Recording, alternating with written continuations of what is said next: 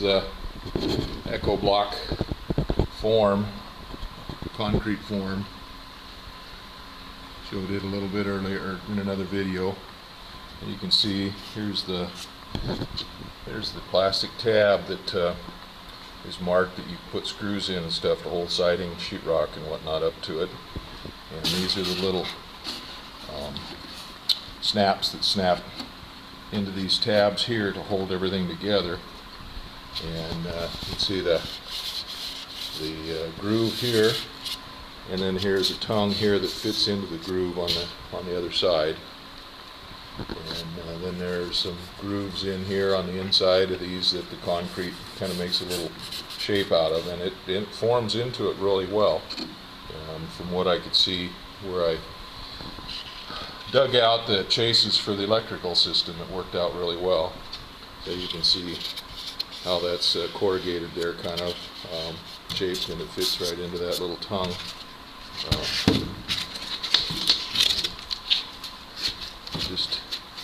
Just like that, and it makes a nice tight joint.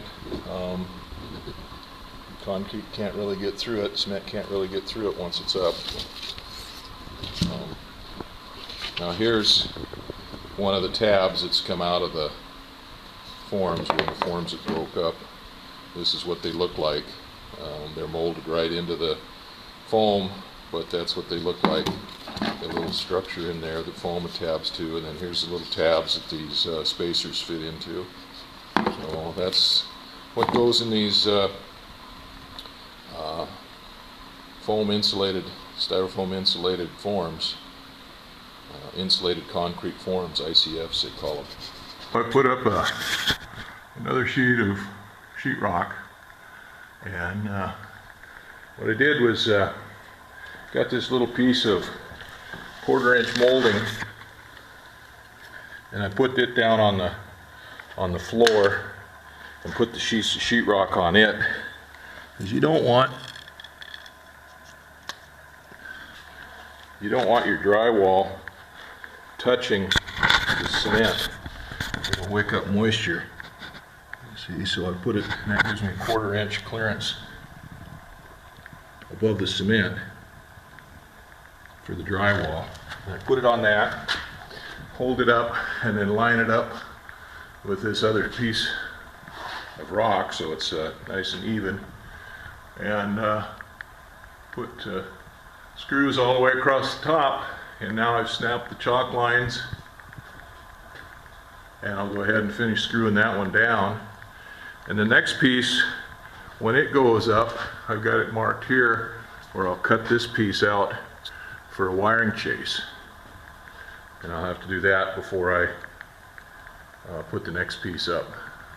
This is what I'm going to cut the chase with. I take it out on, follow these 1-inch lines down right here, and cut 2 of them, and then just kind of pop it out of there with a flathead screwdriver. This is a Milwaukee little battery operated sawzall. Did it the first time with a handsaw and it worked okay, but this is so much nicer. A little bit of cement there at the top of the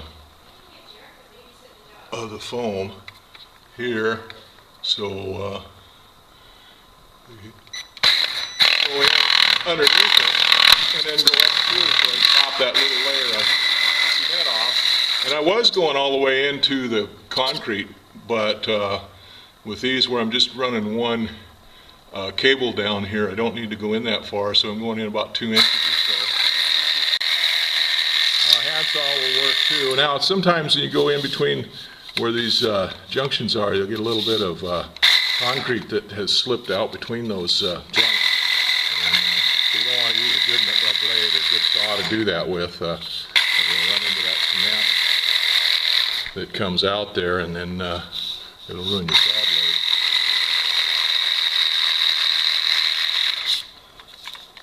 And what I do is, so these things are 16-inch. And I want the bottom of my receptacle 16 inches off the floor. So I take that down to the top of the bottom block.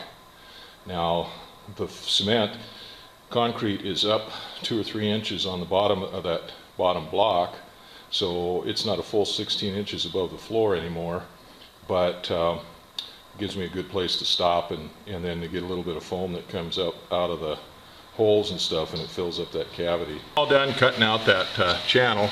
I just take a flathead screwdriver and stick in there a little ways and just pop that out, just like that. And that pops a pretty good sized chunk out. Now I was cleaning that out, that channel out, all the way back to the concrete. And in some of those where I ran multiple wires down, like over there where I've got switch wire coming down, and then power coming down, and the switches come down and go back out, and there's 3 wires there, and then there's a couple wires going down for that outlet. It took up all that space. But with these, I'm not going back all the way to the cement. You know, I get a little bit of a thermal break there. I don't need to go all the way back, but what I do is I take the screwdriver and just knock off any high spots or anything of the foam that's left in there, that's where it sticks out a little bit. So I don't want to go all the way back to the cement. Even though there is insulation on the outside of this foundation, still you got a little bit of thermal break there between this wire chase and the cement. It's probably better, and that chase is plenty big enough to give airflow through that to keep the wire from overheating. Well, that was one of the things I was worried about. I thought about taking those other ones and putting some foam in them, but then I got thinking that you know, the wires get hot and it might heat up too much and cause a fire, and it's more likely to in the foam than it is in the fiberglass wall. So anyway, I'll leave those chases with an air passage through them, so it helps keep that wiring cool. The top up there is takes a little pop to get it off, to get through the cement that is laying on top of the forms there. But it sometimes takes a little work, maybe a little hit with a hammer or something to break it loose. But okay, that chase is all cut out. When I get the sheetrock up there, and when I get ready to run the wiring, then I'll go ahead and mark the box location out like I did here, and cut it out, and cut out some more foam for it like I did on this box, for the box to fit in. And then before I run the wire down, I'll go ahead and cut that sill plate a little bit back so the wire has a place to run down through. Then I can put a trim piece out on that sill plate and bring it out and give plenty of room to protect the wire from nailing and stuff. I'll probably put a plate over it too, so the nail can't go through there. On those, every place they come down, so the nail can't go through and penetrate the wire. So you see, it makes a little bit of a mess. Clean up there. Junction boxes up there, overhead, nailed into the sill plate, and then I'll just run the junction boxes. I'll just run the wire through the junction box, and then splice 2 wires in there from the junction box. So 1 wire will run down to the outlet, and then 1 wire will go on over to the next junction box, and then we'll splice into it again, and then down to the outlet, and then so on down the road until, of course, the last outlet. You don't need to do that. You can just run the wire straight down to it. So that saves wire, and that way you only have 1 wire running down through these chases, so you're not going to generate as much heat in that wiring chase. Looking at this piece here, there's 8 inches here between the screw and the edge of the drywall, and this would be where the next screw would go into here, which is too close to the edge of this drywall. So I run a bead of construction adhesive down this side to help hold that in, to make a nice tight joint on that. And I'll do the same thing here. I'll run a bead of construction adhesive down there, and then I'll put one around where that wiring chase is, so we have a good tight seal around it. And then this one here should end right here. This should be 4 feet here. So this will be the end of this sheet, and that's not close to, this is the nearest plate here to tie into, to screw into, so we got 1, 2, 3, 4, 5.5 inches there. So that's a little too much to be floating out there, so I'll run a construction adhesive down that. Okay, so I messed up here when I was marking my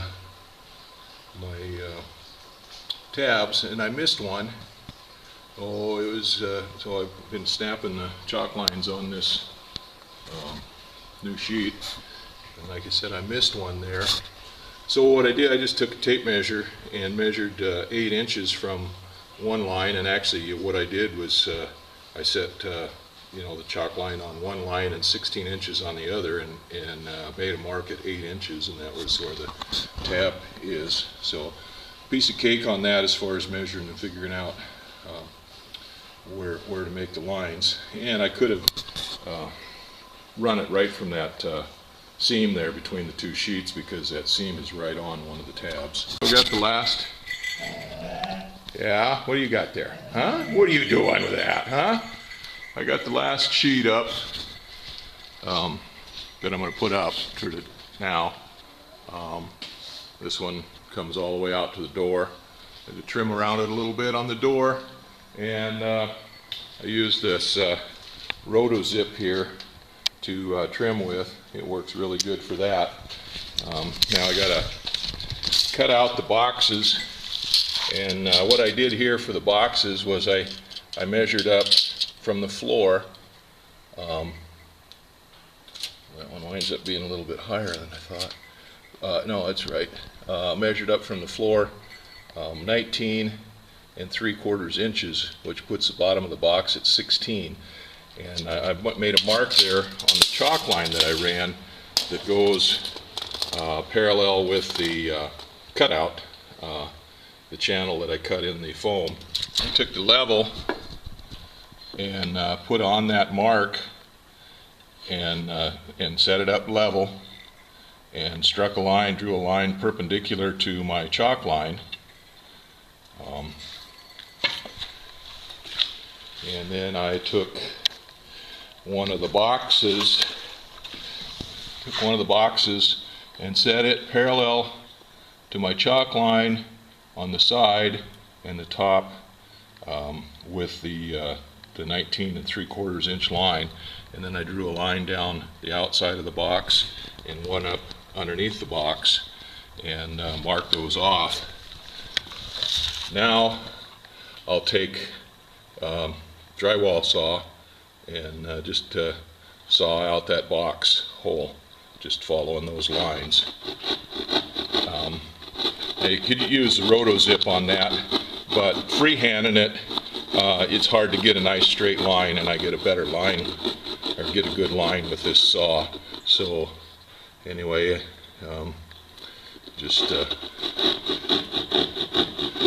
if you miss the lines a little bit, it's better to, of course, to miss the lines on the inside of the box than it is on the outside, because it's a lot easier to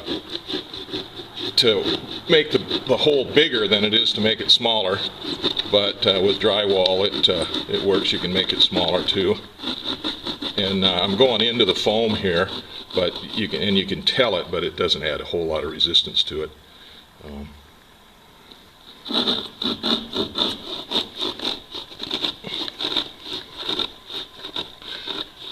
Okay, so there's the cutout now. Now I'll just take the saw and go ahead and trim around that foam and pop it out of there. And I'll probably use the screwdriver to pop it out of there with, because it's a little stiffer. And then I'll clean all of the foam out of that hole all the way down to the concrete so that the box will fit in there. This is the top of the basement wall. This is a sill plate that goes on, mud sill maybe, whatever.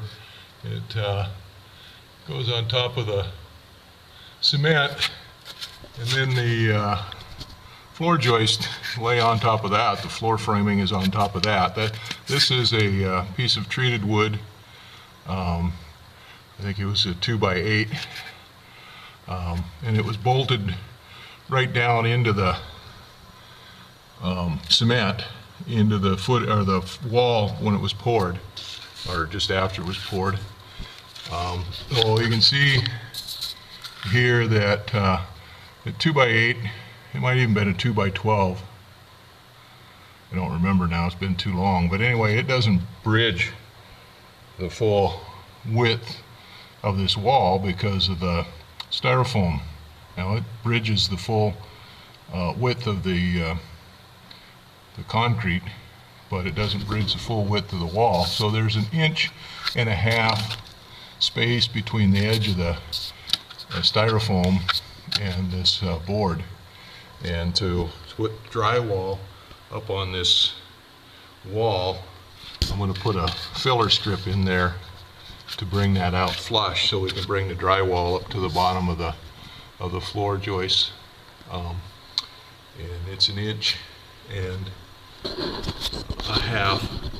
Now right there is where the wall, where I notched that sill out for the wires to go through, and there's places like that all the way around it. And over the notch I've put a nailing plate, just a standard nailing plate, just like you'd get for the house. They go on over the 2x4s or 2x6s, whatever, in your walls, so you don't drive a nail into the wiring harness or the wires when you're putting sheeting up or nailing anything onto the walls of the house after it's been covered up, when you can't see the wires anymore. So there's a wire chase, and it goes up through there. Put that nailing plate over that to keep the nails from penetrating any of the wires. Now I've got I ripped out some 1 3/4 or 1.5 inch pieces of it was probably a 2x6, I think. I've got 2 8-foot lengths of filler strips up there. We did span 2 of the electrical chases, and both of them were covered with nailing plates. Now those spacers, there's nothing structural about them or anything, so there's no big deal. They're just tacked up there, and it's just to hold the sheetrock from getting bent over and broken over when it goes up there. Maybe they'll be used for nailers or backing plates for some crown molding or something, but I doubt that. If there's ever finished in the basement here, anything that went on the floor joist for ceiling here would come down partway over that. So now we'll get some sheetrock and fill in this space here over the door, so I can go ahead and cut the trim boards or the door stop there, trim out that door.